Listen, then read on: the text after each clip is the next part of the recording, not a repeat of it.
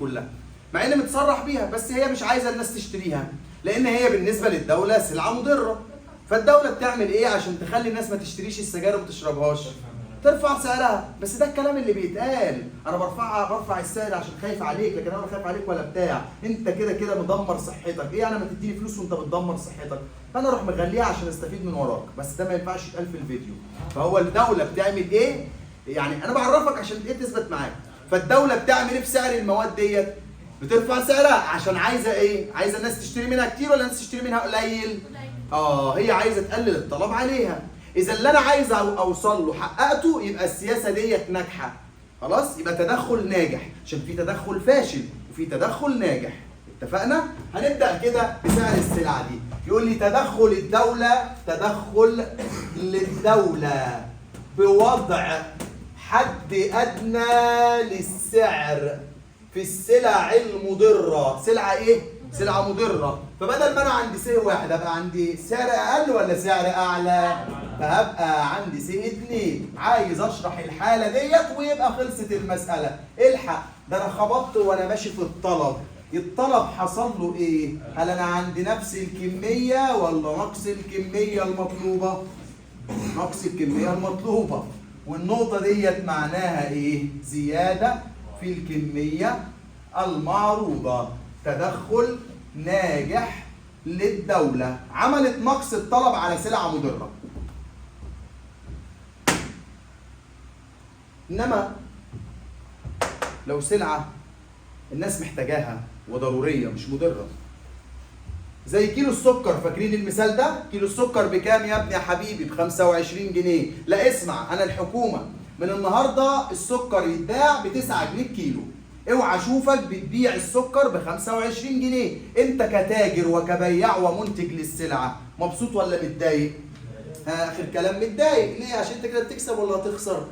كده مش هتجازي معاك، كده انت بتخسر، فبقيت انت متضايق. بقى ليك نفس تشتغل؟ مالكش نفس. هتعرض سكر كتير ولا هتعرض قليل؟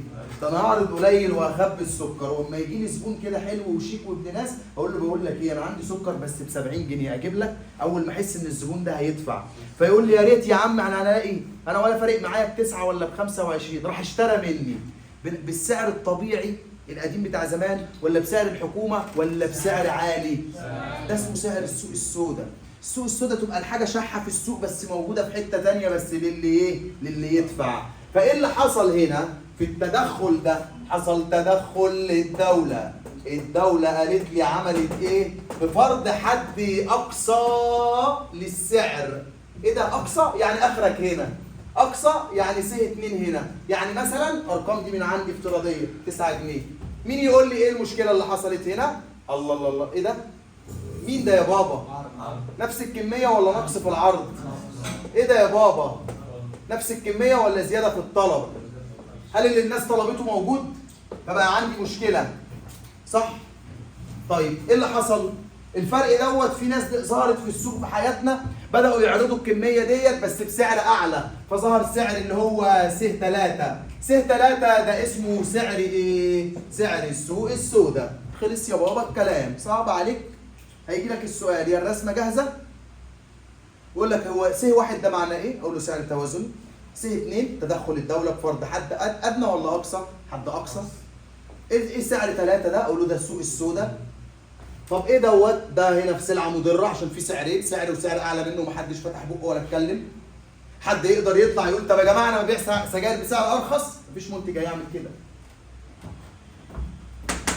دي مهمه بس ده يعني هتيجي المجموعه واحد بالصيغه دي، هي دي انا هرسم دي هي بس كل ما في الامر ان هغير المسمى، بدل سعر سلعه هقول مرتب الموظف، الاجر النقدي. خلاص؟ بدل كميه مطلوبه هقول الكميه مطلوبه من العمال، عدد عمال. بكل بساطه لو انا نزلت اعلان على الفيسبوك وقلت في وظيفه ب 30,000 جنيه في الشهر والشغل 3 ساعات في اليوم، ده حاجه عنب. خلاص؟ تروح الشغل وترجع تاني مش هتلحق تعمل اي حاجه. يبقى كده هنا السعر قليل ولا السعر عالي؟ هلاقي ناس كتير معروضه في السوق ولا العرض قليل؟ هلاقي عرض قليل ولا عرض كبير؟ بس انا كصاحب شركه هشغل ناس كتير ولا هشغل ناس قليله؟ هشغل ناس قليله. فايه اللي حصل؟ كل ما في الامر ان المرتبات مثلا 4000 جنيه، المرتبات مثلا بكم؟ 4000 جنيه، والنقطة ديت كده يا بابا نقطة توازن وتوظف كامل. معناها هنا ان هنا لقيت 90 واحد عايزين يشتغلوا و90 واحد انا عايز اشغلهم. يبقى انا طالب 90 موظف واشتغل معايا محمد 90، عندي مرتب 4000. فجأة الحكومة اتدخلت وقالت لك بقول لك انت بتقبض الناس بكام؟ قلت لها هقبضهم 4000. قالت لي من بكره الصبح من الشهر الجاي تقبض كل الناس اللي عندك 12000 جنيه. يبقى الحكومة فرضت عليا السعر التوازني ولا سعر اعلى؟ قلت لها من عينيا حاضر يا حكومة، ده انت تأمري خالص اهو. عايزاني اقبض الناس كام؟ 12000 جنيه. كنت مشغل 3 1 2 3 4 و4 و4 12000 جنيه مشغل بيها كام؟ اقول لها معلش يا فندم احنا بنعتذر والله احنا هنقفل الشركه. معلش يا فندم بنعتذر احنا هنقفل الشركه، لو سمحت حضرتك مكمله معانا وهديلك 12 زي ما الحكومه عايزه، بس هتعملي الشغل اللي كانوا بيعملوه 3. مش انا مشيت 2؟ مش انا كده حصل عندي مشكله؟ ايه هي المشكله اللي حصلت؟ مشكله البطاله.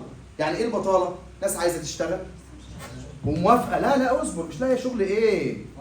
ده هي عايزه تشتغل وعندها القدره وعندها الرغبه وموافقه بالمرتب التعبان بتاعي. هي موافقه بالاربعه مش كانت شغاله، وموافقه بالراضي، اسمه راضي. خلاص؟ يبقى راغب وقادر وراضي. راضي دي المقصود بيها ان هو موافق باي مرتب وكمان مش لاقي. حلو الكلام؟ فهنا في النقطه ديت حصل هنا ايه بقى؟ زياده في الطلب ولا نقص في طلب العمال؟ وزياده في عرض الايه؟ فعمل لي مشكله اسمها ايه؟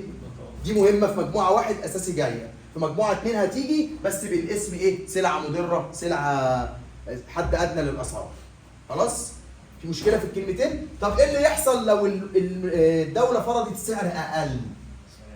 مش هتلاقي حد يشتغل، هيبقى عندها مشكله اسمها ركود. مفيش حد هيشتغل، مفيش حد هيقدم نفسه، هيحصل نقص في الايه يا بابا؟ بس زياده في الايه؟ ما هو انا لو بدي في الشركه مرتب 1000 جنيه هشغل لي 12 بني ادم. لكن لو بدي 6000 و7000 لا هشغل 2 3 واقول لهم اعملوا شغل ال 12 بني ادم برضه. خلي بالك من الحته دي. يعني انا من الاخر انا هدفع رقم هشغل بيه عدد. الرقم ثابت. خلاص؟ العدد بقى يطلع زي ما يطلع، انا مش